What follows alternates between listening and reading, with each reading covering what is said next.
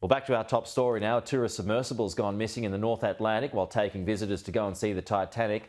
Paula Newton joins us from CNN now. Paula, what are officials saying? What's the latest when it comes to the search?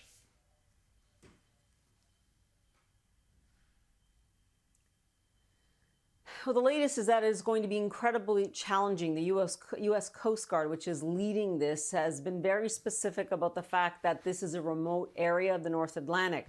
While they continue to have some assets in the air and at sea, they make the very blunt point that they not only have to search a very wide area on the surface of the Atlantic there, but this is a submersible that could reach a depth of 13,000 feet.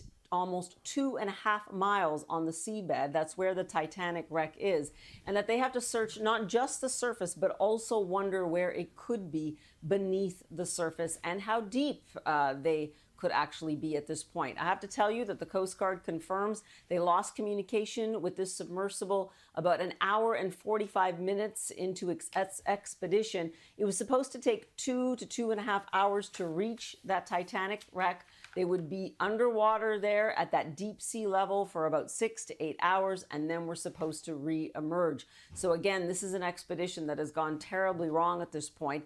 I will caution that there is still some hope, meaning it lost communication. That doesn't mean that it isn't still at the surface in a very vast area, and that it could still be found.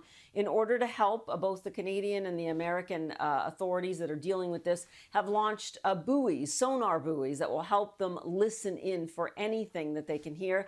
And most crucially, Pete, the point here is that while it did go missing local time in Canada Sunday afternoon, that it has 96 hours, nearly 4 days of breathable air, right? Emergency fuel and oxygen that will help the 5 passengers stay alive in the meantime. Pete?